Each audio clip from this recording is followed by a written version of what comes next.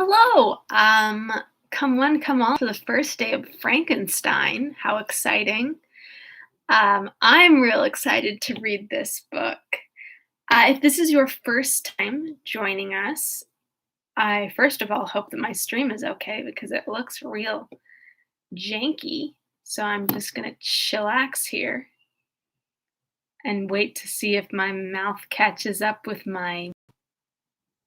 It's thinking. Okay, there we are. Okay, we're good. So, damn it stopped again. Anyways, if this is your first day here, welcome. Usually I do a little bit of just like intro, talk about my day for a minute or two to, oh, I lost somebody, to just stall for time. Hello, Dane. I can't wait to find out either. Just to stall for time. Stopped again. The connection's really bad. Just stall for time until we get to time to read. So I give people a little bit of time to come in and log on with us. I'm really pitching this good, ain't I? So anyways, today we are starting on the novel Frankenstein, or like I call it, Frankenstein. Y'all in the chat are gonna love that one. But if you are watching for the first time, drop a line. I love to see people live and say hi to them. Like, hello, Shiv. Nice to see you. So the reason I wanted to do Frankenstein was, number one, like a woman, Natty. Oh my goodness. I know you've been listening, but I haven't seen your actual thingy. That makes, come on, brain, be so good. That makes my heart happy. So the reason I wanted to do Frankenstein was that I started reading it in high school for these things called a log, which you would write these really long papers about a book, which is actually probably the longest papers I've ever had to write, which is really cool. So thanks, #Bob McKeffy, for making me write those. But anyways, I got into it and I was like, the Arctic, and I stopped.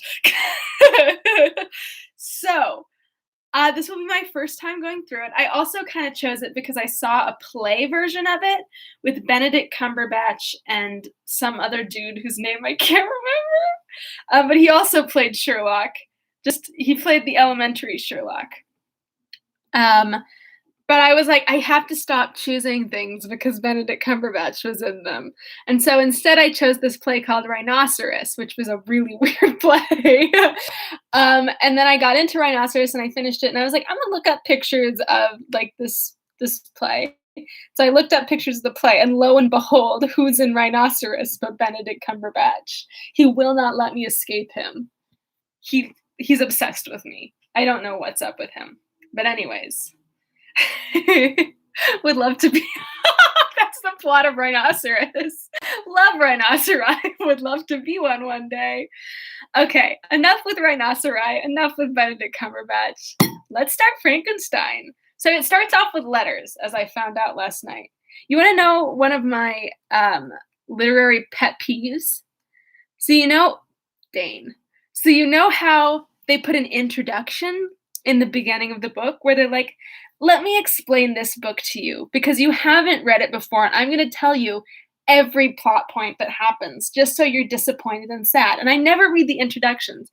But last night I was starting The House of Mirth and I was like, you know what? I'm going to do my due diligence. I'm going to read the introduction. And I found out that someone dies and I was like, no, don't put that in the intro.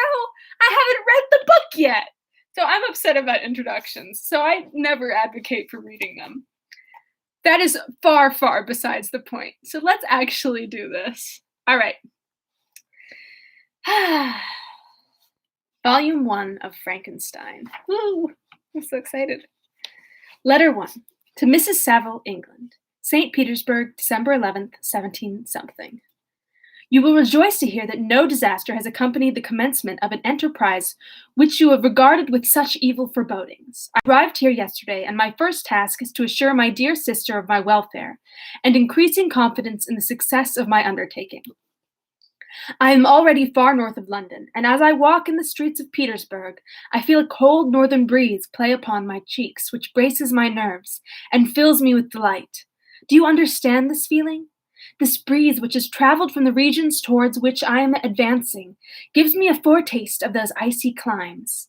Inspirited by this wind of promise, my daydreams become more fervent and vivid. I try in vain to be persuaded that the pole is the seat of frost and desolation. It ever presents itself to my imagination as the region of beauty and delight. There, Margaret, the sun is forever visible, its broad disk just skirting the horizon and diffusing a perpetual splendor. Damn, Mary Shelley went hard. There, for with your leave, my sister, I will put some trust in preceding navigators. There snow and frost are banished, and sailing over a calm sea, we may be wafted to a laud surpassing in wonders and in beauty every region hitherto discovered on the habitable globe. Its productions and features may be without example, as the phenomena of the heavenly bodies undoubtedly are in those undiscovered solitudes. What may not be expected in a country of eternal light? I may there discover the wondrous power which attracts the needle, and may regulate 1,000 celestial observations that require only this voyage to render their seeming eccentricities consistent forever. I shall satiate my ardent curiosity with the sight of a part of the world never before visited, and may tread a land never before imprinted by the foot of man. These are my enticements, and they are sufficient to conquer all fear of danger or death, and to induce me to commence this laborious voyage with the joy a child feels when he embarks in a little boat with his holiday mates on an expedition of discovery up his native river. But supposing all these conjectures to be false, you cannot contest the inestimable benefit which I shall confer on all mankind to the last generation by discovering a passage near the pole to those countries, to reach which at present so many months are requisite, or by ascertaining the secret of the magnet, which, if at all possible, can only be effected by an undertaking such as mine. I'm thinking the North Pole, because he's going to St. Petersburg, and that's up. These reflections have dispelled the agitation with which I began my letter, and I feel my heart glow with an enthusiasm which elevates me to heaven, for nothing contributes so much to tranquilize the mind as a steady purpose, a point on which the soul may fix its intellectual eye. This expedition has been the favorite dream of my early years. I have read with ardor the accounts of the various voyages which have been made in the prospect of arriving at the North Pacific Ocean through the seas which surround the pole. You may remember that a history of all the voyages made for purposes of discovery composed the whole of our good Uncle Thomas's library. My education was neglected, yet I was passionately fond of reading. These volumes were my study day and night. Do you think that's a comment on being a woman? My education was neglected, though I was passionately fond of reading. I do. I lost my place. These volumes were my study day and night, and my familiarity with them increased that regret which I had felt, as a child, on learning that my father's dying injunction had forbidden my uncle to allow me to embark in a seafaring life. These visions faded when I perused for the first time those poets whose effusions entranced my soul and lifted it to heaven. I also became a poet, and for 1 year lived in the paradise of my own creation. Oh my God, this is so good. I imagined that I also might obtain a niche in the temple where the names of Homer and Shakespeare are now consecrated. You did, Mary, you did. You are well acquainted with my failure and how heavily I bore the disappointment. But just at that time, I inherited the fortune of my cousin, and my thoughts were turned into the channel of their earlier bent. 6 years have passed since I resolved on my present undertaking. I can, even now, remember the hour from which I dedicated myself to this great enterprise. I commenced by inuring my body to hardship. I accompanied the whale fishers on several expeditions to the North Sea. I voluntarily endured cold, famine, thirst, and want of sleep. I often worked harder than the common sailors during the day, and devoted my nights to the study of mathematics, the theory of medicine, and those branches of physical science from which a naval adventurer might derive the greatest practical advantage. Twice I actually hired myself as an undermate in a Greenland whaler, and acquitted myself to admiration. I must own I felt a little proud when my captain offered me the second dignity in the vessel, and entreated me to remain with the greatest earnestness, so valuable did he consider my services. And now, dear Margaret, do I not deserve to accomplish some great purpose? My life might have been passed in ease and luxury, but I preferred glory to every enticement and wealth placed in my path. Oh, that some encouraging voice would answer in the affirmative! My courage and my resolution is firm, but my hopes fluctuate and my spirits are often depressed.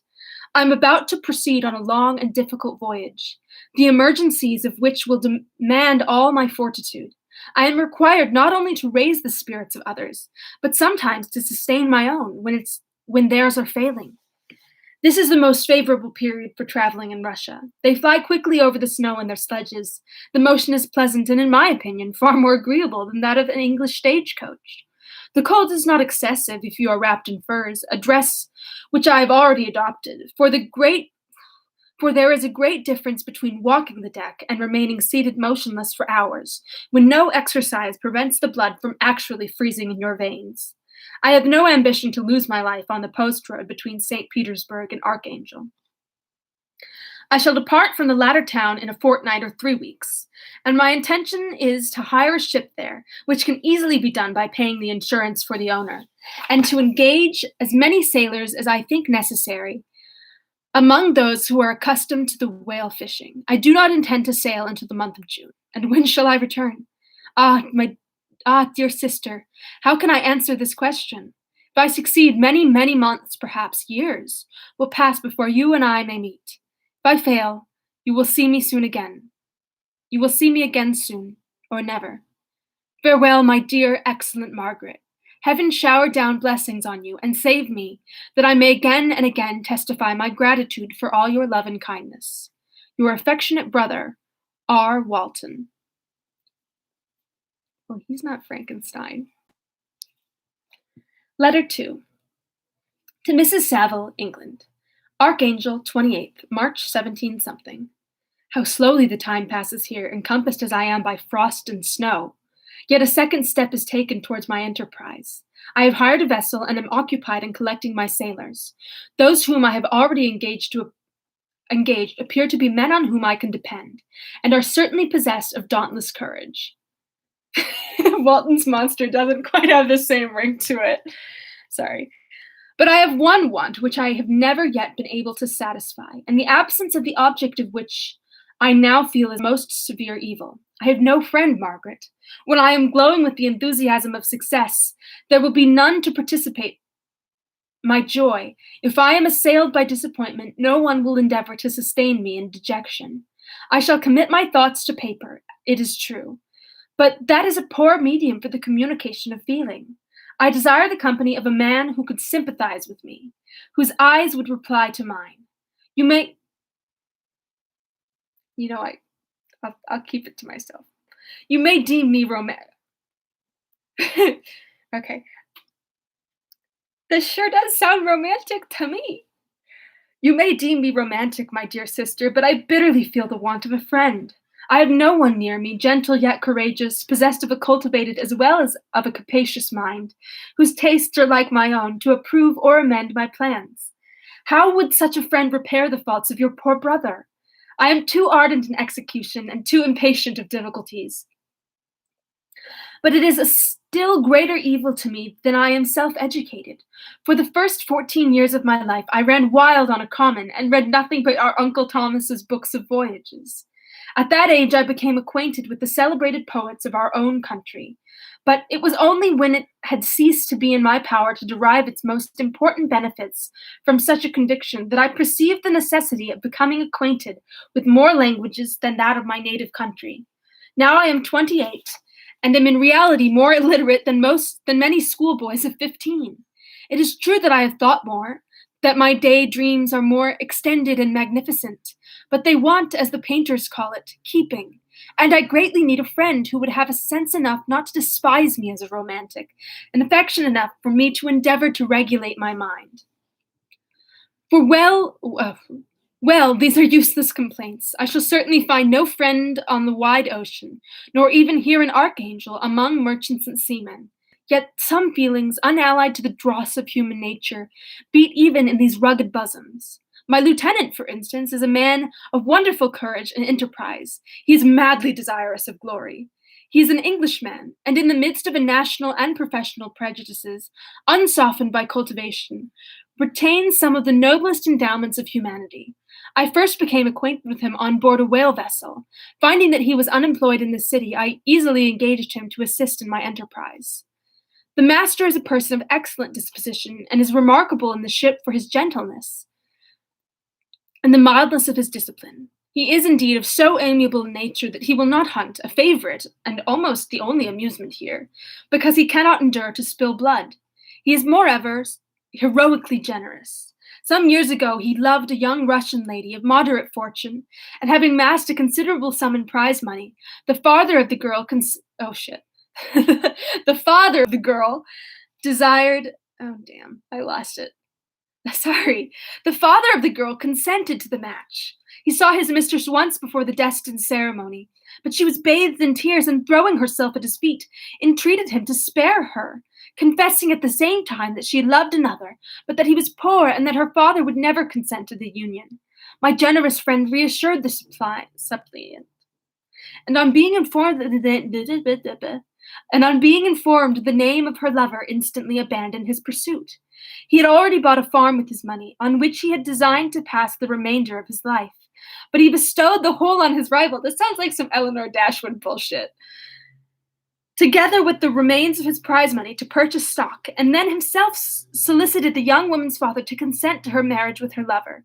But the old man decidedly refused, thinking himself bound in honor to my friend, who, when he found the father inexorable, quitted his country, nor returned until he had heard that his former mistress was married according to her inclinations. What a noble fellow! You will exclaim. He is so, but then he has passed all his life on board a vessel, and has scarcely an idea beyond the rope and the shroud. But do not suppose that, because I complain a little, or because I can conceive a consolation for my toils, which I may never know, that I am wavering in my resolutions. Those are as fixed as fate, and my voyage is only now delayed until the weather shall permit my embarkation. The winter has been dreadfully severe, but the spring promises well, and it is considered as a remark of the early season, so that perhaps I may sail sooner than I expected. I do nothing rashly. You know me sufficiently to to confide in my prudence and considerateness whenever the safety of others is committed to my care. I cannot describe to you my sensations on the near prospect of my undertaking. It is impossible to communicate to you a conception of the trembling sensation, half pleasurable and half fearful, which I am preparing to depart. I am going to unexplored regions, to the land of mist and snow, but I shall kill no albatross, therefore do not be alarmed for my safety. I have not seen The Lighthouse, but isn't there a thing where it's like, you shan't kill the seabird, Robert Pattinson? I'm sorry. Very sorry, everybody. Okay, we're gonna keep going. Shall I meet you again after having traversed immense seas and returned by the most southern cape of Africa or America? I dare not expect such success, yet I cannot bear to look on the reverse of the picture. Continue to write to me by every opportunity. I may receive your letters, though the chance is very doubtful on some occasions when I need them most to support my spirits. I love you tenderly. Remember me with affection, and should you never hear from me again, Jesus. Your affectionate brother, Robert Walton. Okay, I'm a little nervous that the name Frankenstein has not yet occurred in this book. Is that a problem? I don't know. Maybe he's coming up. Okay. Letter 3 to Mrs. Saville, England. July 7th, 17-something. My dear sister, I write a few lines in haste to say that I am safe and well advanced on my voyage. This letter will reach England by a merchantman now on its homeward voyage from Archangel, more fortunate than I, who may not see my native land perhaps for many years. I am, however, in good spirits. My men are bold and apparently firm of purpose, nor do the floating sheets of ice that continually pass us, indicating the dangers of the region towards which we are advancing, appear to dismay them. We have already reached a very high latitude, but it is the height of summer, and although not so warm as in England, the southern gales, which blow us speedily towards those shores which I so ardently desire to attain, breathe a degree of renovating warmth which I had not expected. No incidents have hitherto befallen us that would make a figure in a letter. One or two stiff gales and the breaking of a mast are accidents which experienced navigators scarcely remember to record, and I shall be well content if nothing worse to happen to us during our voyage. Adieu, my dear Margaret. Be assured that for my own sake as well as yours, I will not rashly encourage danger. I will be cool, preserving, and prudent. Remember me to all my English friends. Most affectionately yours, R.W. You promise it's coming soon, Nettie? I'm nervous. Letter 4. To Mrs. Saville, England. August 5th, 17-something. So strange an accident has happened to us that I cannot forbear recording it, although it is very probable that you will see me before these papers can come into your possession. Last Monday, July 31st, we were nearly surrounded by ice which closed in the ship on all sides, scarcely leaving her the sea room in which she floated. Our situation was somewhat dangerous, especially as we were encompassed round by a very thick fog. We accordingly lay to, hoping that some change would take place in the atmosphere and weather. About 2 o'clock the mist cleared away, and we beheld, stretched out in every direction, vast and irregular plains of ice, which seemed to have no end. Some of my comrades groaned, and as my own mind began to grow watchful with anxious thoughts, when a strange sight suddenly attracted our attention, and diverted our solicitude from our own situation. We perceived a low carriage, fixed on a sledge and drawn by dogs, pass on towards the north. At the distance of half a mile, a being which had the shape of a man, but apparently of gigantic stature, sat in the sledge and guided the dogs. We watched the rapid progress of the traveler with our telescopes until he was lost among the distant inequalities of the ice. Ooh, I got scared. My phone buzzed. I gotta turn this bad boy off. Spooky. This appearance excited our unqualified wonder. We were, as we believed, many hundreds of miles from any land, but this apparition seemed to denote that it was not, in reality, so distant as we had supposed. Shut in, however, by ice, it was impossible to follow its track, which we had observed with the greatest attention. About 2 hours after this occurrence, we heard the ground sea, and before night the ice broke and freed our ship. We, however, lay to until the morning, fearing to encounter in the dark those large, loose masses which float about after the breaking up of the ice. I profited of this time to rest for a few hours. In the morning, however, as soon as it was light, I went upon deck and found all the sailors busy on one side of the vessel, apparently talking to someone in the sea. It was, in fact, a sledge, like that we had seen before, which had drifted toward us in the night on a large fragment of ice. Only one dog remained alive, but there was a human being within it, whom the sailors were persuading to enter the vessel. He was not, as the other travelers seemed to be, a savage inhabitant of some undiscovered island, but a European. When I appeared on deck, the master said, "Here is our captain, and he will not allow you to perish on the open sea." On perceiving me, the stranger addressed me in English, although with a foreign accent. "Before I come on board your vessel—" Oh no, I didn't want to do English accents again, but here I go, said he. "Will you have the kindness to inform me whither you are bound?" You may conceive my astonishment on hearing such a question addressed to me from a man on the brink of destruction, and to whom I should have supposed that my vessel would have been a resource which he would not have exchanged for the most precious wealth the earth can afford. I replied, however, that we were on a voyage to discovery towards the northern pole. Upon hearing this, he appeared satisfied and consented to come on board. Good God! Margaret, if you had seen the man who thus capitulated for his safety, your surprise would have been boundless. His limbs were nearly frozen, and his body dreadfully emaciated by fatigue and suffering. I never saw a man in so wretched a condition. We attempted to carry him into the cabin, but as soon as he had quitted the fresh air, he fainted. We accordingly brought him back to the deck, and resorted him to animation by rubbing him with brandy, and forcing him to swallow a small quantity. As soon as he showed signs of life, we wrapped him up in blankets and placed him near the chimney of the kitchen stove. By slow degrees he recovered and ate a little soup, which restored him wonderfully. 2 days passed in this manner before he was able to speak, and I often feared that his suffering had deprived him of understanding. When he had in some measure recovered, I removed him to my own cabin and attended on him as much as my duty would permit. I never saw a more interesting creature. His eyes have generally an expression of wildness and even madness. But there are moments when, if anyone performs an act of kindness towards him, or does him the most trifling service, his whole countenance is lighted up, and as it were, with a beam of benevolence and sweetness that I never saw equaled. But he is generally melancholy and despairing, and sometimes he gnashes his teeth as if impatient of the weight of woes that oppresses him. When my guest was a little recovered, I had great trouble to keep off the men, who wished to ask him 1,000 questions, but I would not allow him to be tormented by their idle curiosity, in a state of body and mind whose restoration evidently depended on entire repose. Once, however, the lieutenant asked why had he come so far upon the ice in so strange a vehicle. His countenance instantly assumed an aspect of the deepest gloom, and he replied, "To seek the one who fled from me."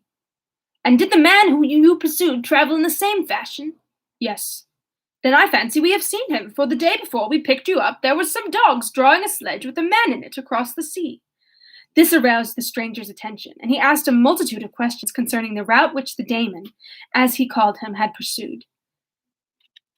Damon, I don't think it's demon, because it's Daemon.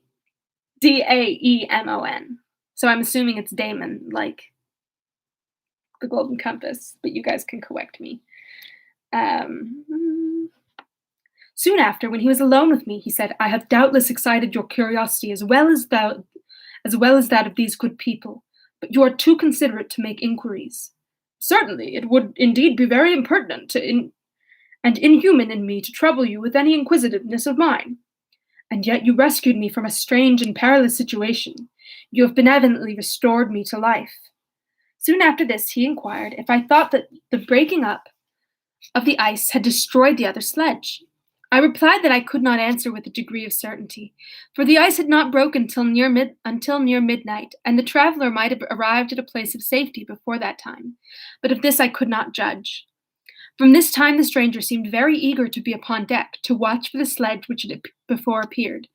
But I have persuaded him to remain in the cabin, for he was far too weak to sustain the rawness of the atmosphere. But I've promised that someone should watch for him and give him instant notice if any new object should appear in sight. Okay, but it is Damon. I'm pronouncing it right.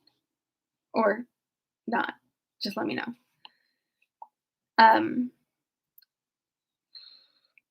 Such is my journal of what relates to this strange occurrence up to the present day. The stranger has gradually improved in health, but is very silent, and appears uneasy when anyone except myself enters the cabin. Yet his manners are so conciliating and gentle that the sailors are all interested in him, although they have had very little communication with him. For my own part, I begin to love him as a brother, and his constant and deep grief fills me with sympathy and compassion. He must have been a noble creature in his better days, being even now in a wreck so attractive and amiable. Okay, they told me that there were gay undertones in this book, but I didn't know quite how gay. I said in one of my letters, my dear Margaret, that I should find no friend on the wide ocean. Yet I have found a man who, before his spirit had been broken by misery, I should have been happy to have possessed as the brother of my heart. I shall continue my journal concerning the stranger at intervals, should I have any fresh incidents to record. Okay. Oh, very exciting. August 13th, 17 something. My affection for my guest increases every day. Good Lord! He excites at once my admiration and my pity to an astonishing degree. How can I see so noble a creature destroyed by misery without feeling the most poignant grief? He is so gentle, yet so wise, and his mind is so cultivated. And when he speaks, although his words are culled by the choicest art, yet they flow with rapidity and unparalleled eloquence. He is now much recovered from his illness, and is continually on the deck, apparently watching for the sledge that preceded his own. Yet, although unhappy, he is not so utterly occupied by his own misery, but that he interests himself deeply in the employments of others. He asked me many questions concerning my design, and I have related my little history frankly to him. He appeared pleased with the confidence, and suggested several alterations in my plan, which I shall find exceedingly useful. There is no pedantry in his manner, but all he does appears to spring solely from the interest he instinctively takes in the welfare of those who surround him. He is often overcome by gloom, and then he sits by himself and tries to overcome all that is sullen or unsocial in his humor. These paroxysms, I'm just going to go with it, pass from him like a cloud from before the sun, though his dejection never leaves him. I have endeavored to win his confidence, and I trust that I have succeeded. One day I mentioned to him the desire I had always felt of finding a friend who might sympathize with me, and direct me by his counsel. I said I did not belong to that class of men who are offended by advice. I am self-educated, and perhaps I hardly rely sufficiently on my own powers. I wish, therefore, that my companion should be wiser and more experienced than myself, to confirm and support me. Nor have I believed it impossible to find a true friend. I agree with you, replied the stranger, in believing that friendship is not only a desirable, but a I'm like going into the Willoughby voice. Not only a desirable, but a possible acquisition. I once had a friend, the most noble of human creatures, and am entitled, therefore, to judge respecting friendship. You have hope and the world before you. You have no cause for despair, but I have lost everything and cannot begin life anew. You can't begin new life? Interesting. As he said this, his countenance became expressive of a calm, settled grief that touched me to the heart. But he was silent and presently retired to his cabin. Even broken in spirit as he is, no one can feel more deeply than he does the beauties of nature. The starry sky, the sea, and every sight afforded by these wonderful regions seem still to have the power of elevating his soul from earth. Such a man has a double existence. He may suffer misery and be overwhelmed by disappointments, yet when he has retired into himself, he will be like a celestial spirit that has a halo around him within whose circle no grief or folly ventures. Will you laugh at the enthusiasm I expressed concerning this divine wanderer? I've never once called someone in my life a divine wanderer, Richard.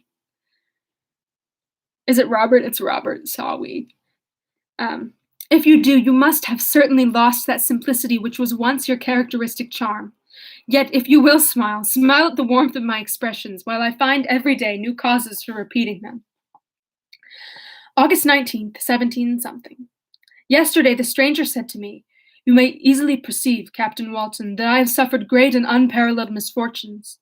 I had determined once that the memory of these evils should die with me, but you have won me to alter my determination. You seek for knowledge and wisdom, as I once did, and I ardently hope that the gratification of your wishes may not be a serpent to sting you, as mine has been. I do not know that the relation of my misfortunes will be useful to you, yet, if you are inclined, listen to my tale. I believe that the strange incidents connected with it will afford a view of nature which may enlarge your faculties and understanding. You will hear of powers and occurrences which, as you have been accustomed to believe impossible, but I do not doubt that my tale conveys in its series internal evidence of the truth of the events which it is composed. You may easily conceive that I was much gratified by the offered communication, yet I could not endure that he should renew his grief by a recital of his misfortunes.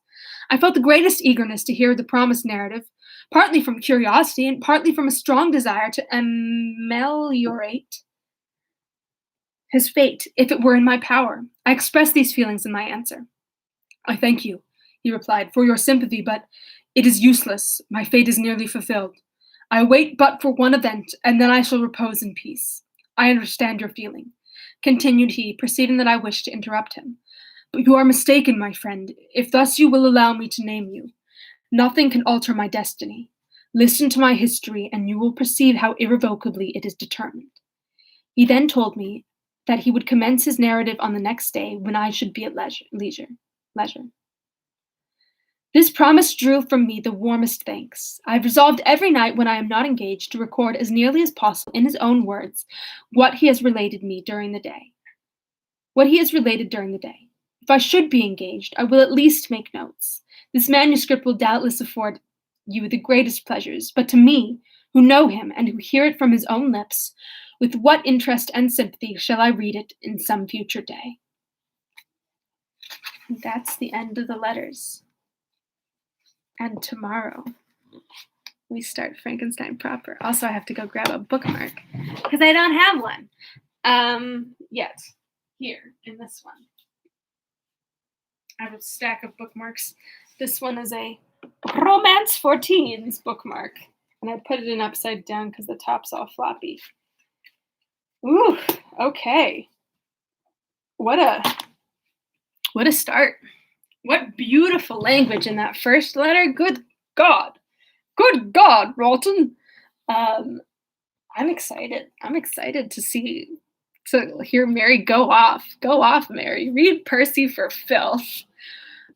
Which is a rumor that Frankenstein is modeled after her husband, who didn't live that long, I don't think. Not long after they'd been married. Anyways, so if you had been joining us for Sense and Sensibility, we're going to do a screening tonight. I will send out the link later. I think we're planning on doing it at 9 p.m. And we're going to be looking at the 90s version of Sense and Sensibility written by Emma Thompson.